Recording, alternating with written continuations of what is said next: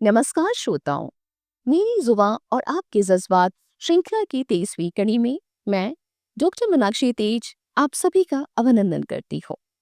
आज के इस साहित्यिक कार्यक्रम में मैं आपका परिचय करवाने जा रही हूँ एक ऐसी रचनाकार से जिनकी लेखनी जीवन के अनुभवों, संघर्षों और आशा के रंगों से सजी हुई है।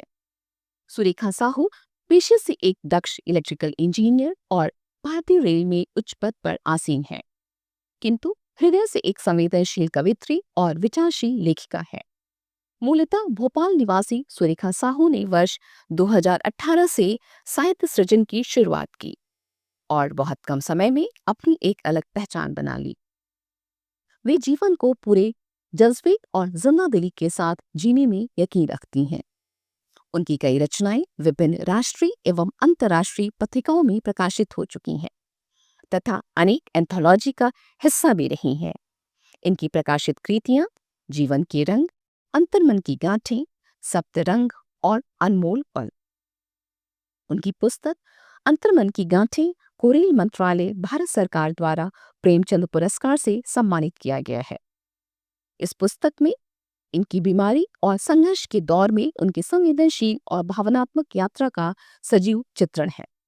इस पुस्तक का अंग्रेजी अनुवाद नोट्स वतन शीर्षक से प्रकाशित होना उनकी लेखन की व्यापक पहुंच को दर्शाता है। तो आइए इस साहित्यिक यात्रा में हमारे साथ जुड़िए और शब्दों के इन रंगों को महसूस कीजिए।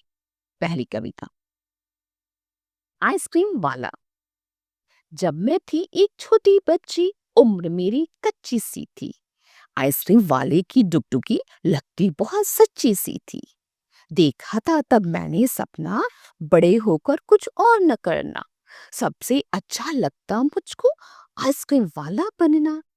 सोचती थी मैं हर रोज, खाऊंगी भरकर पूरा पेट, तब होगी ना कोई रोक टोक, नहीं देना होगा उसका मोल। लाल, पीली, नारंगी और सफेद होगी मेरी आइसक्रीम अनमोल, जिसमें होगा दूध, चीनी और तरह तरह के फलों का मेल। पता नहीं था मुश्किलें हैं इतनी जिंदगी में उसकी। घूम घूम कर बेचता है वह हर रोज, चाहे हो मौसम का कितना खौफ। जिसके पास मिठास इतनी अपार, लाए दूसरे बच्चों के मन में मिठास। अनजान है क्यों वह इसके स्वाद से, रहता है हरदम क्यों इतना उदास। उसने तो क्या कभी चखी नहीं है आइसक्रीम बच्चों ने उसके। जिंदगी गुजारी उसने अपनी, करते करते सिर्फ रोटी की खोज। रहता है हरदम वह यही सोच, रह न जाए बच्चे रोटी को मोहताज। देखा था मैंने भी एक सपना, अब उसका मतलब समझा। दूसरी कविता, कोशिश न छोड़ना। संसार क्या कहेगा, छोड़ो ये सोचना तुम। संसार क्या कहेगा, छोड़ो ये सोचना तुम। जब ठान ही लिया है तो पीछे न देखना तुम। कोई नहीं बुराई, बन जाओ आधुनिक। कोई नहीं बुराई, बन जाओ आधुनिक, पर संस्कार जो मिले हैं हरगिज न छोड़ना तुम। चाहे डगर कठिन हो, आगे ही बढ़ते जाना। चाहे डगन डगर कठिन हो, आगे ही बढ़ते जाना। जो चल पड़े कदम तो पीछे न मोड़ना तुम। मेहनत से काम अपना करते रहो सदा ही। मेहनत से काम अपना करते रहो सदा ही। होगे सफल कभी तो आशा न छोड़ना तुम। किस्मत भी साथ देगी, आगे कदम बढ़ाओ। किस्मत भी साथ देगी, आगे कदम बढ़ाओ। खुद पर करो भरोसा, हिम्मत न हारना तुम। हर दिन नया सवेरा, उम्मीद की किरण है। हर दिन नया सवेरा, उम्मीद की किरण है। जो भी गुजर गया है फिर से न सोचना तुम। रोशन है राह तेरी, रोशन है राह तेरी, मुश्किल भरी कहीं हो। मंजिल मिलेगी एक दिन, कोशिश न छोड़ना तुम। तीसरी कविता, एक लुई का रिश्ता। मैं झील के किनारे खड़ी मछलियों को आटा खिला रही थी। शांत लहरों संग बहते ख्याल मन में भी जैसे ठहर गया था, मानो समय खुद रुककर देख रहा हो। तभी हंसी की खनक सुनाई दी। पीछे मुड़ी तो देखा एक नन्ही सी प्यारी बच्ची मछलियों को आटा खाते दे हौले हौले मुस्कुरा रही थी। पास बुलाया तो वह माँ के पीछे छुप गई। आटा आगे बढ़ाया तो झिझकते हुए आंखें मूंदे मूंदे उसने हाथ आगे बढ़ाया। छोटे छोटे हाथों से लोई के टुकड़े लिए, मछलियों को आटा खिलाने लगी। आटे पर उनकी लड़ाई देख चेहरे पर दिखी अचरज भरी मुस्कान। न नाम जाना न पहचान हुई, फिर भी दिल से दिल जुड़ गए। एक पल में दो अजनबी एक छोटी सी लोई से जुड़ गए।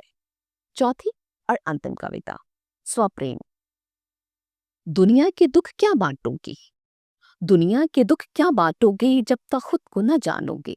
अंतर मन की व्यथा से तुम जब तक पार न पाओगे। जागो, आत्मशक्ति पहचानो, खूबी संखामी को स्वीकारो। खुद को दो न सजा तुम इतनी, माफ करो स्वयं की भी गलती। बेशक औरों का तुम रखो मान, पर स्वयं पर भी दो थोड़ा ध्यान। आखिर तुम भी हो एक इंसान, न जड़ पत्थर न मशीन बेजान। तुम्हारी आंसू तुम्हारी मुस्कान, तुम्हारा काम तुम्हारी थकान, तुम्हारा मान तुम्हारा सम्मान, सबसे पहले रखो इनका ध्यान। सपनों में भरो रंग तुम मन के, सपनों में भरो रंग तुम मन के, करो अरमान सब पूरे दिन के। जियो जिंदगी तुम भी खुल के, मिले हैं दिन जितनी जीवन के। पहले स्वयं से तुम करो प्यार, फिर जग में बांटो ये उपहार। होगा जब तुम्हारे भीतर प्रकाश, तब दुनिया में फैलाओगी उजास। श्रोताओं, आपका साथ और आपका स्नेह ही इस कार्यक्रम की असली पूंजी है। अगली कड़ी में फिर मुलाकात होगी। इजाजत चाहती हूँ। धन्यवाद।